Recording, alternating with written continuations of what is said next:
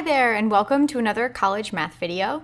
In this video, we're going to go a little bit further with our truth tables. Now that we've been introduced to all the different kinds of truth tables that we're going to see a little bit more of the application side, why it's important and what we can use it for. So our objectives for this video, define equivalent statements, use truth tables to determine if two statements are equivalent. So as we discussed before, we'll look at truth tables, and the majority of our work our time will be spent completing the truth table, and then we'll be able to make a special consideration in this video in particular if two ideas are equivalent. And then continuing on the equivalent idea, we'll look at De Morgan's law and use it to determine if two statements are equivalent. And then we'll write the converse, inverse, and contrapositive of a conditional statement, some variations on a conditional statement. All right, so let's start with defining what it means to be equivalent. For our purposes in logic, if both statements have exactly the same values,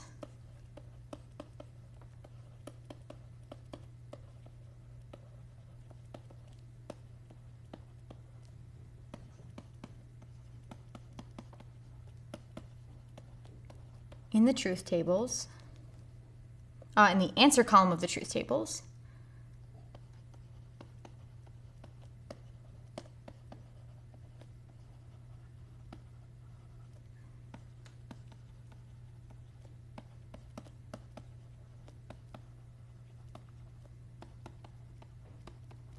then they are equivalent.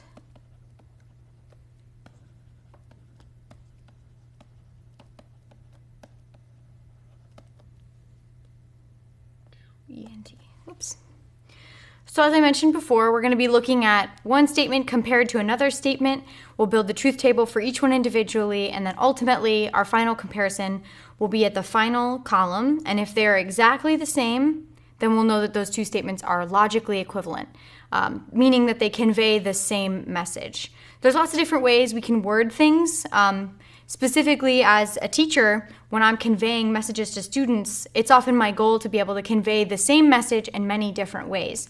So using the truth table is one way to prove that those two statements, or more than two, but we'll just look at two, have the same meaning. All right, so let's see some examples. The first one, we're going to just do one with symbols to start out with, and then we'll go to words. So we're going to look at these two statements and determine if they are equivalent using truth tables. So ultimately, build a truth table for each one individually, compare their final columns, and if they're the same, then we'll know that these two things convey the same message logically. So the first one, P and, Q or R. The second one, P and Q or P and R. So in each one, we have three ideas, and we'll fill them in alphabetical order, P, Q, R. And remember the basic framework for a truth table with three ideas. We'll have 8 rows.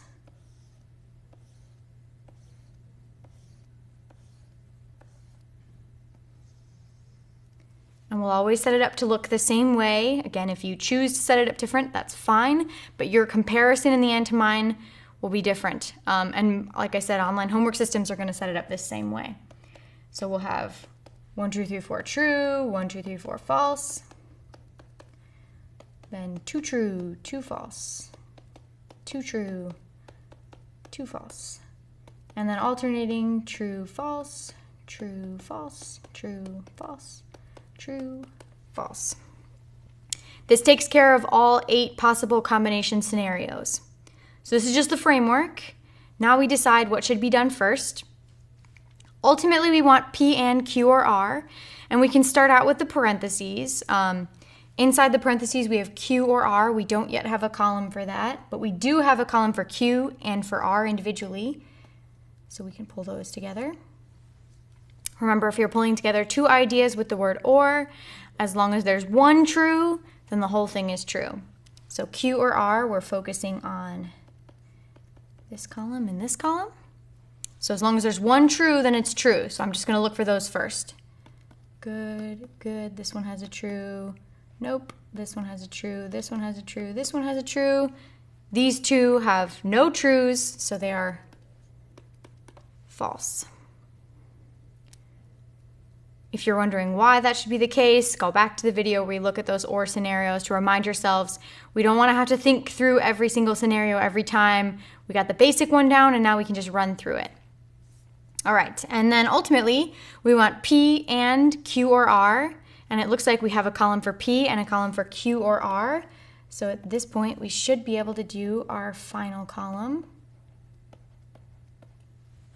And the two we'll be pulling together are P and Q or R.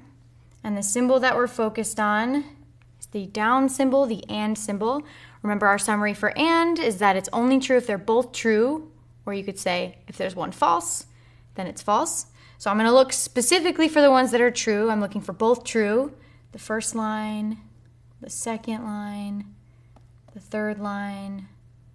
Nope, we have one false, and then the last four for P are false, so the rest must be false. And this is looking at what the overall value would be if each statement, each individual piece is this, this, and this, is this, this, and this. There's our final answer for the truth table for the first statement. Okay, let's build it for the second statement, and then we'll compare their final answer columns. So again, we have the same three ideas, P, Q, and R. You might be wondering, can I do them in the same truth table? I suppose that's fine. For me, it's easier to separate them, so this is the way I'm going to do it. Again, we need 8 rows. 4, 5, 6, 7. We'll set it up the same. 1, 2, 3, 4 true. 1, 2, 3, 4 false. Then 2 true, 2 false, 2 true, 2 false, and then alternating.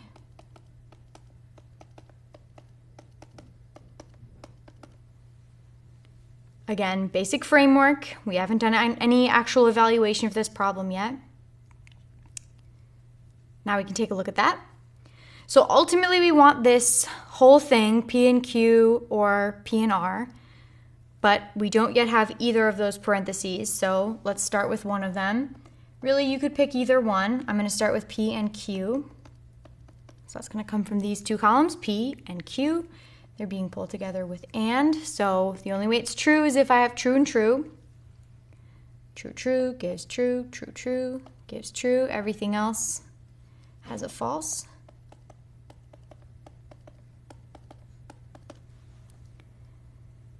Then we need the other parentheses. Let's do this in, what does yellow look? Yeah. P and R, so we'll look at P and R. Again, it's AND, so it's only true if they're both true. True, true, looks good, nope. Third one, true, true. Everything else has at least one false, so false.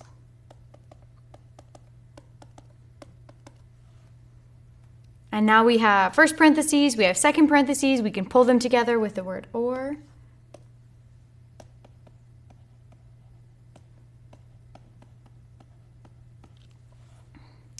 And so the symbol we're focused on here is the or symbol.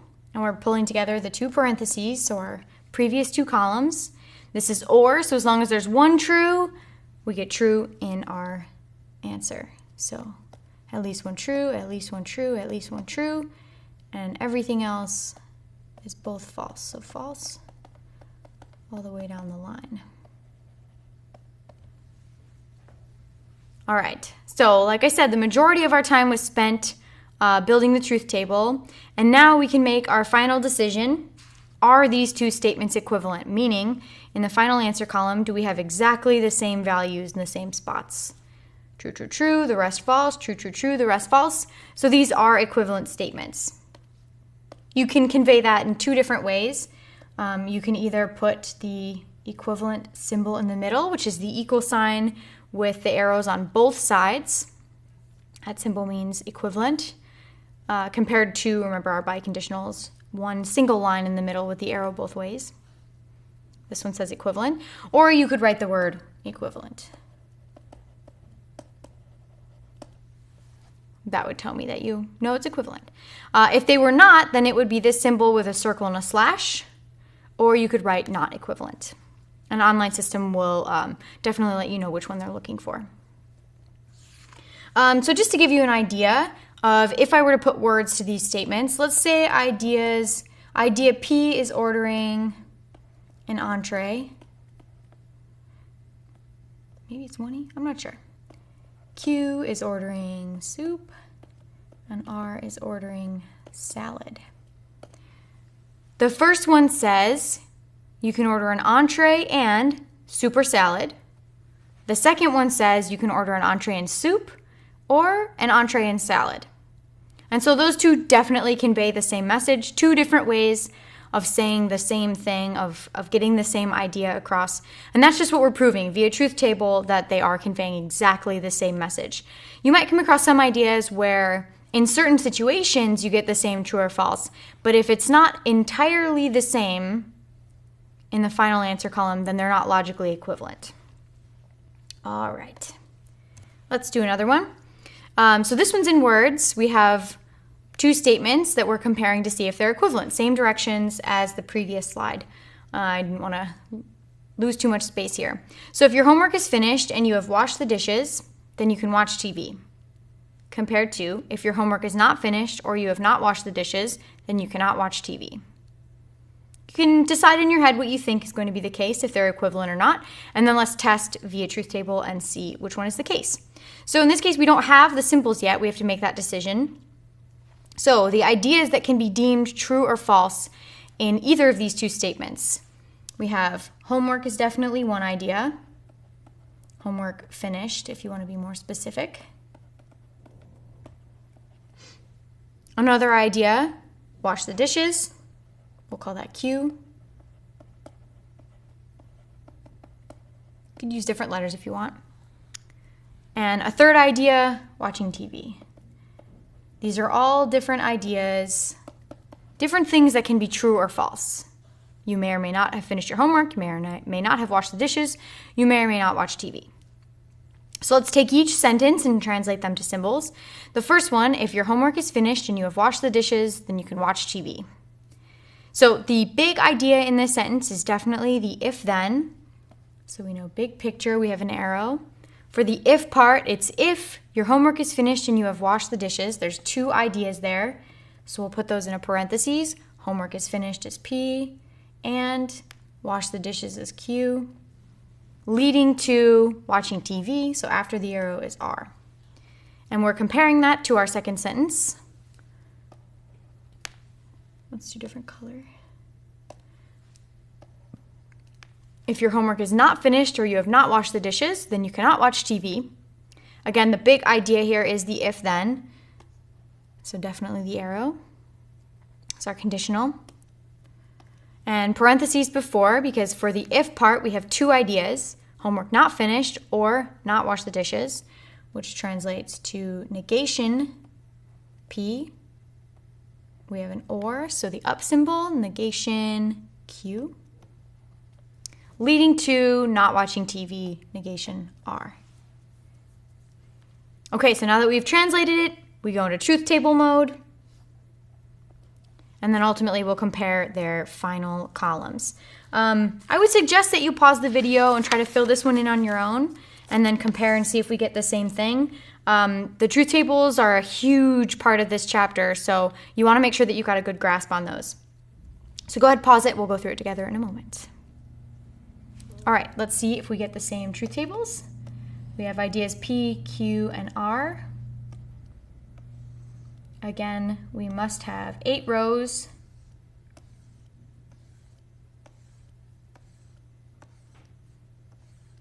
Close. There we go.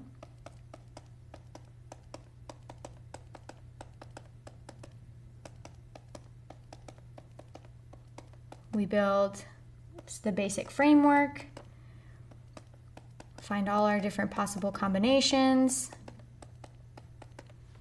and then start to fill in. So the first thing we need is the parentheses, P and Q.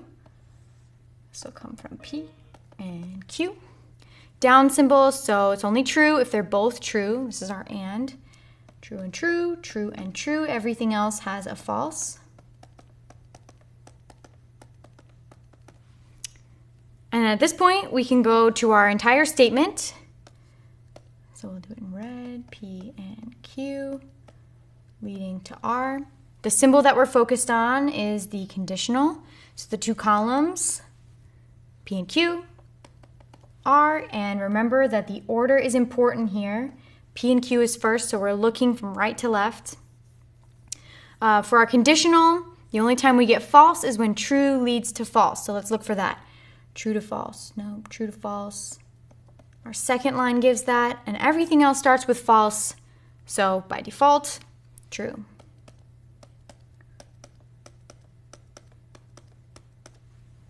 Okay, so there's our first table. Let's go ahead and build our second table and see if the two compare. So again, we have the three ideas, P, Q, and R.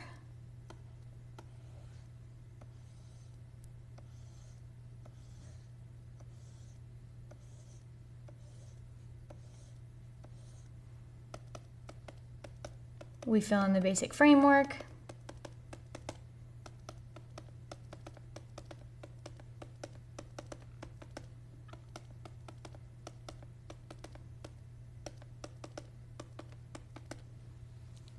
For true, for false, two true, two false, two true, two false, and then alternating. And then we start to fill in what we need to ultimately get our final column here. So in this case, we actually need a column for each individual negation. So I'm going to go ahead and do those first. Negation P will turn into 4 false, 4 true. There we go. Negation Q, 2 false, 2 true, 2 false, 2 true. And negation R alternating, starting with false.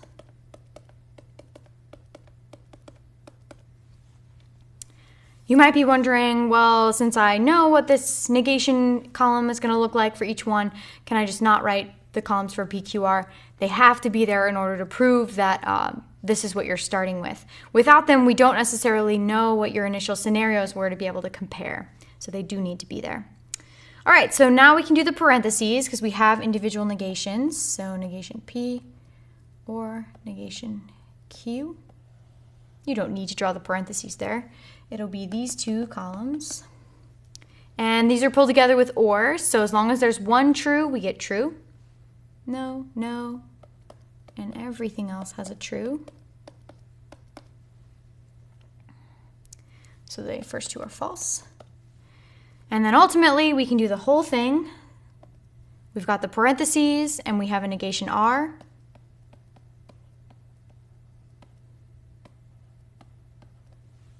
The symbol will be the conditional, the arrow is what we're focused on.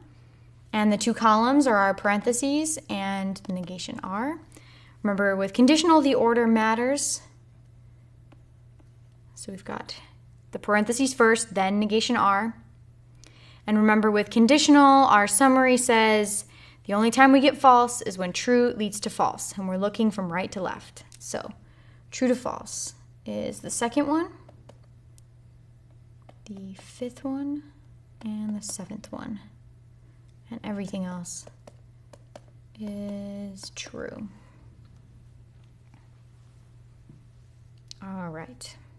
So now that we've built the truth tables for each of these, we can give our ultimate answer of if they're equivalent. So comparing the final answers of the two answer columns, we see that they're not exactly the same. So that means these are not equivalent. Probably not what you had guessed.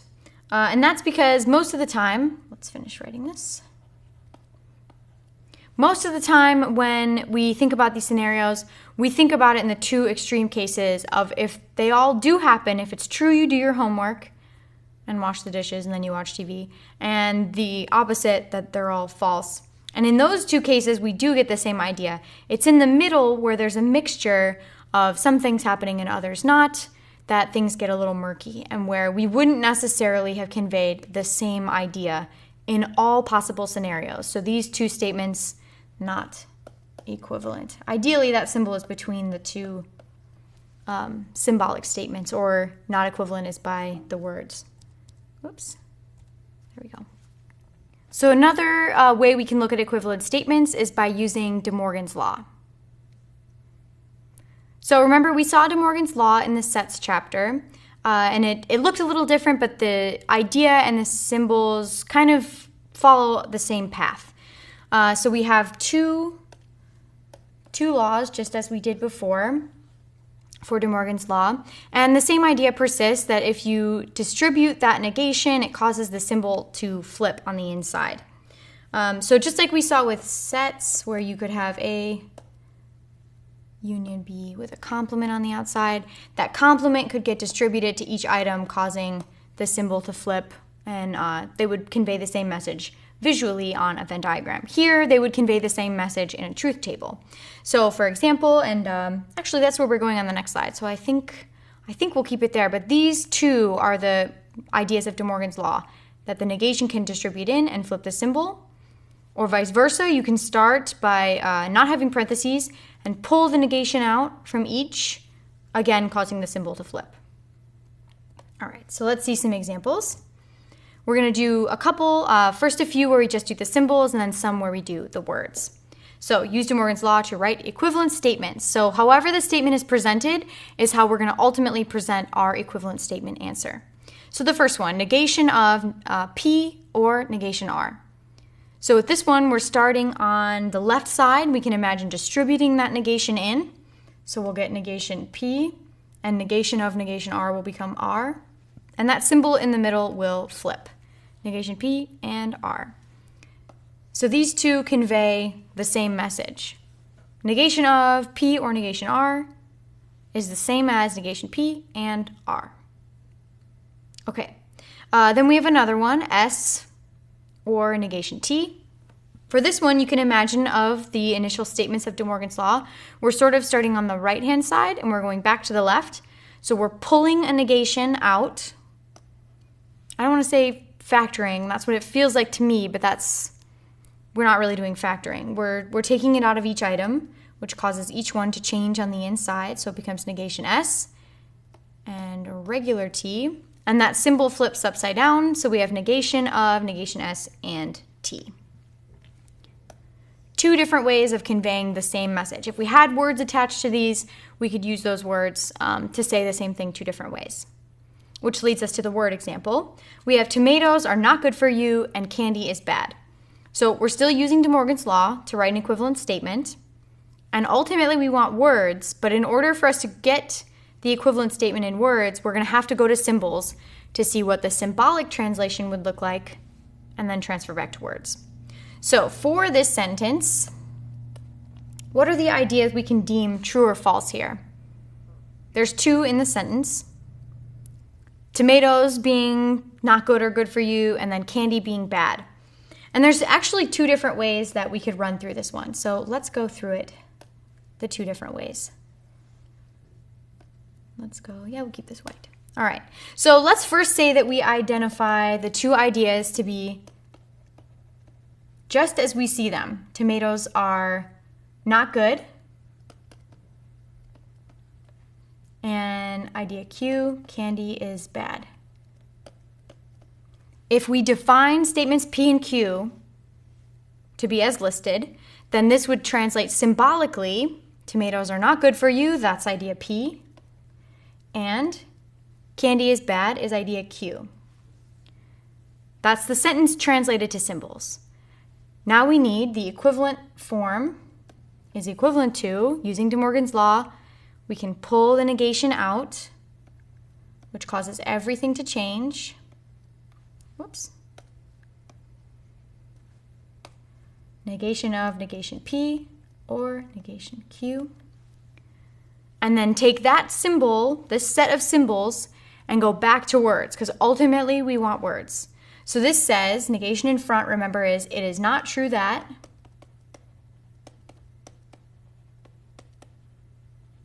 We'll say comma, because everything that comes after this is not true. Negation P, P is tomatoes are not good for you. So the opposite of that would be tomatoes are good for you.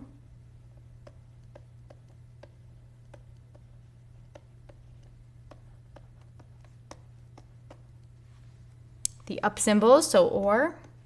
Negation Q, Q is candy is bad, so candy is not bad.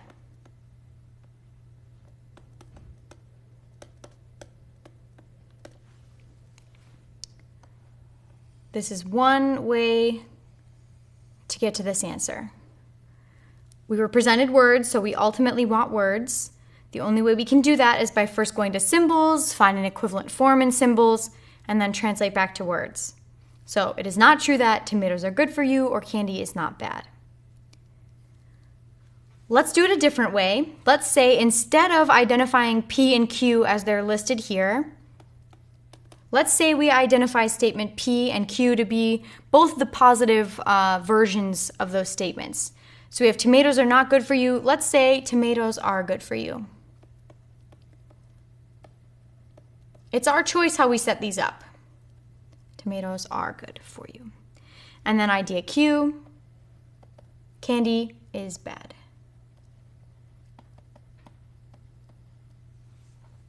If this is how we define P and Q, this sentence will translate to symbols, a little different than the first one.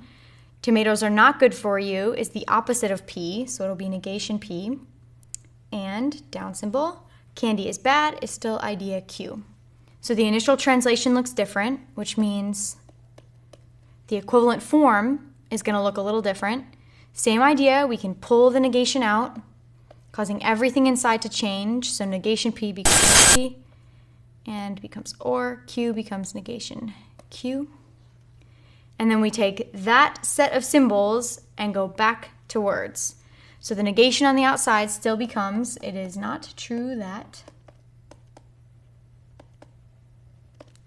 comma, statement P. In this case, statement P is tomatoes are good for you.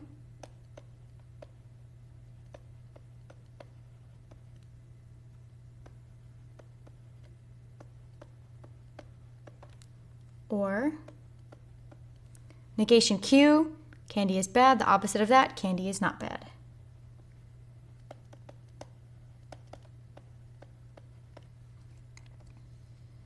With this being our final answer.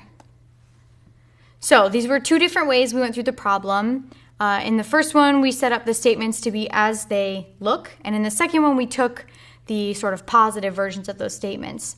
And while the symbols look different in both cases, what you'll ultimately notice is that the translations in words, which is our ultimate answer, are exactly the same. Both say it is not true that tomatoes are good for you or candy is not bad. So I just wanted to point that out so you can recognize that it's always your choice how you set up the symbols, what you set them up to look like. But with these translations, when you're making equivalent statements, you're always going to get back to the same thing no matter what. I would never ask you to do both of them. Pick one, stick with it, alternate back and forth. It doesn't matter, but you only have to do it once. So this is using De Morgan's law to write equivalent statements. All right. We have a couple more equivalencies to talk about. I just want to list them here, and we're not really going to do too much with them other than you'll see them potentially in the online system, but I wouldn't worry about it in a big way. So just a couple more equivalencies we can write. A conditional statement written as a disjunction. So symbolically, it would be the same to convey this message if P then Q as saying negation P or Q. You could test via truth table that those two convey the same message. And then we have another one, the negation of the conditional written as a disjunction. Negation of the conditional. This is an equivalent form, P and not Q. And you could kind of see how it would get there if inside the parentheses we made this translation and then distributed that negation. This is what we would get. Like I said, we're not going to do too much with these other than you'll see them a tiny little bit in the homework. Just a couple examples of equivalencies. I would never expect you to come up with that these are equivalent. You could be asked to prove that they are, which would mean building the truth tables, comparing their final answer columns. And if you don't believe they are, you can definitely test it. But these are just a few more that you might see throughout the homework. All right, so let's go to our last objective, which is looking at the converse, inverse, and contrapositive. So some variations on the conditional. Let's go with black here. All right, so it's the variations on the conditional that we have. Our standard conditional, remember, is if P then Q, And in words, this is how we would say it, if P, then Q. That's the standard conditional. The converse, inverse, and contrapositive are just variations on this. Remember that with all of our other connectives, conjunction, disjunction, and biconditional, the order that we say the items doesn't necessarily matter, but the order does matter with the conditional. So we're looking at these other variations of the conditional, and then ultimately we're going to see if any of them are equivalent to each other, if any of these variations convey the same message. So the converse is the second one. This one is the idea of if Q, then P. Just kind of going backwards. The inverse, a third variation. If negation P, then negation Q. So if not P, then not Q. And the contrapositive, if negation Q, then negation P. If not Q, then not P. These are just variations. The reason that these three are chosen is because, as you'll see, there are a few that are equivalent to each other. But the main idea is just to understand that some of them are and some of them aren't. So let's go ahead and see which ones are equivalent to each other. So we'll fill in the truth table, evaluate all four of them, and then compare to see which ones are the same, and we'll know which ones are equivalent. So first what we're doing is filling in the framework. We have two ideas, P and Q, for all of them, some negations, but that doesn't change how we set up the basic framework. And then we're going to go ahead and find each individual negation first.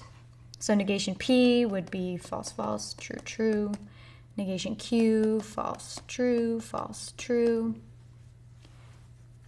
And then we'll find each of the four.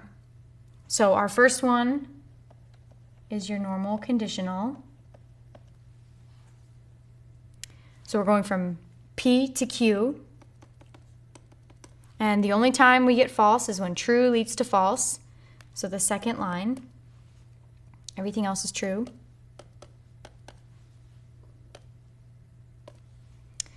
The second one we look at is the converse. So we're again looking at P and Q, but this time Q is first, P is second. So we're going from right to left. Again, the only time we get false is when true leads to false. So our third row gets that.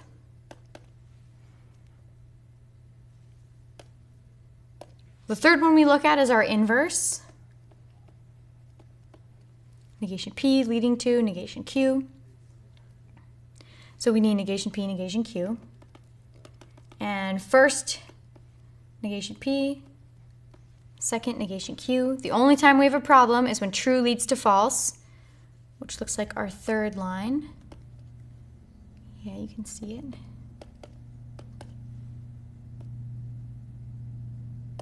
And then our final is the contrapositive.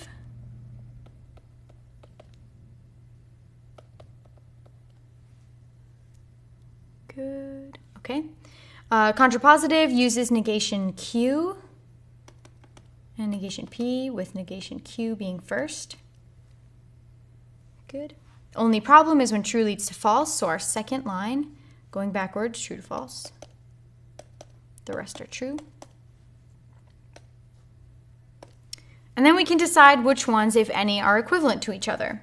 So remember, to be equivalent, they have to have exactly the same values in the answer column of the truth table, and each of these four is an answer column for each of them: conditional, converse, inverse, contrapositive. So we notice that the conditional is equivalent to the contrapositive.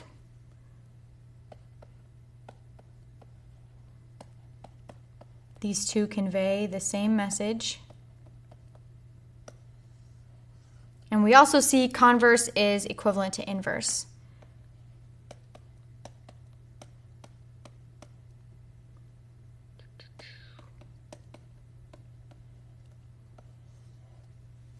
And this is just seen via truth table.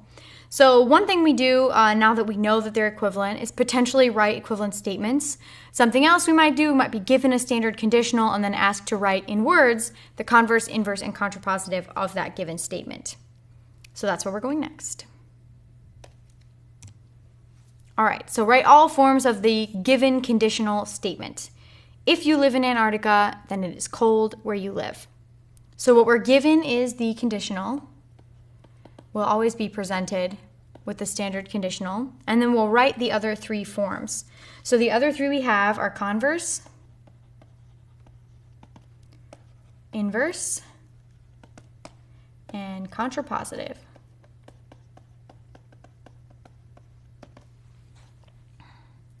So we have to look at these ideas as they're presented. So if you live in Antarctica will be idea P, then it's cold where you live is idea Q. So obviously this one says if P, then Q. The converse, according to our last slide, converse is if Q, then P. So in words, that's ultimately what we want is in words. If Q, it's cold where you live.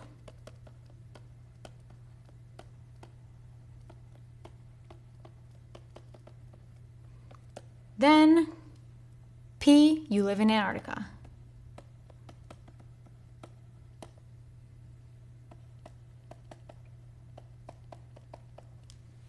Here's the converse. Those two aren't equivalent, it's just another way of writing a conditional statement. The inverse, as we see in symbols, is if negation P, then negation Q. So in words, if negation P, you don't live in Antarctica.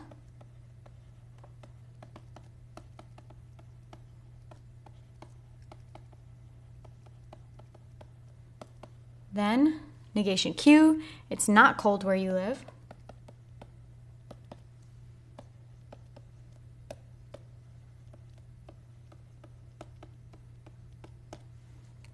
And finally, the contrapositive.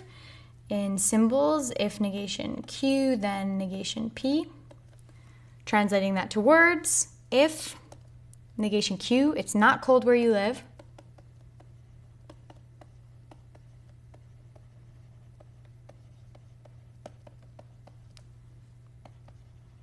Then negation P, you don't live in Antarctica.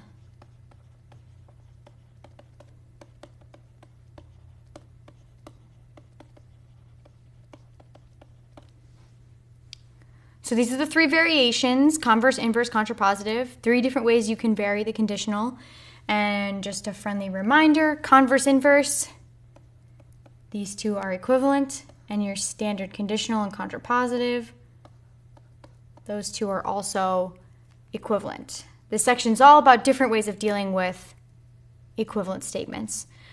So these are some ways you can get variations. So it's the same thing to say, if you live in Antarctica, then it's cold where you live, as to say, if it's not cold where you live, then you don't live in Antarctica. Convey the same message. All right, let's go ahead and do some practice. So go ahead, pause the video, write the other 3 forms of this given conditional statement, come back and let's see if we're on the same page. All right, so what we're presented with is, again, the conditional. And we want to see it as if P, then Q. So if you have lived in Caracas, Venezuela, then you know what real traffic is. So our idea P, you have lived in Caracas, Venezuela. Our idea Q, you know what real traffic is. It was a fun internationalized problem. Okay, so we have converse. I'm going to write this underneath because you don't necessarily need to write the symbols here. If I just ask you to write all forms, I just need to see the words. Identify that it's converse, what are the words? Identify inverse, what are the words? So symbolically, it's if Q, then P. For me, it's helpful to write those symbols, but it's not something you have to do. So if you know what real traffic is,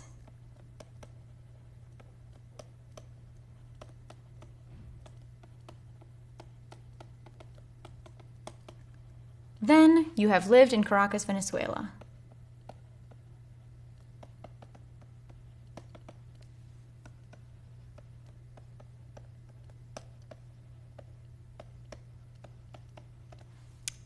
Inverse.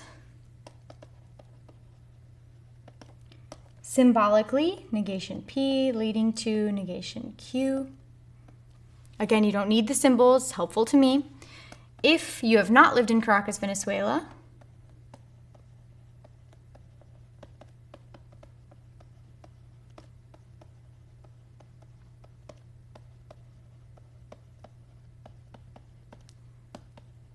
then negation Q, you don't know what real traffic is.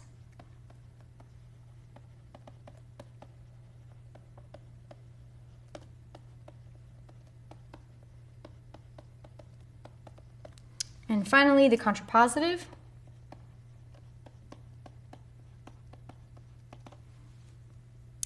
Symbolically, if negation Q, then negation P. So if you don't know what real traffic is,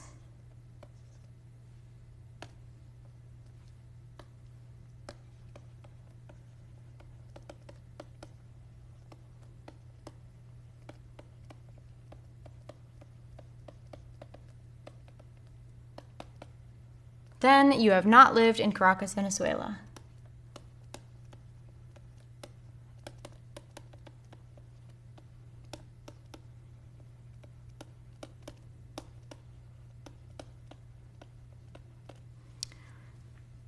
Okay, again, to reiterate on what these solutions should look like, I don't necessarily need the symbols, but I do need you to identify which one's converse, which one's inverse, which one's contrapositive. I would not necessarily assume that you were writing them in this order, so if I'm asking you to write them in words, I'm going to need you to identify which one is which. All right, so this video has been all about looking at lots of different types of equivalent forms. So we used De Morgan's Law, we tested via truth table, and then we looked at some variations on the conditional statement and looked at their equivalents as well. So I'll see you soon for another video.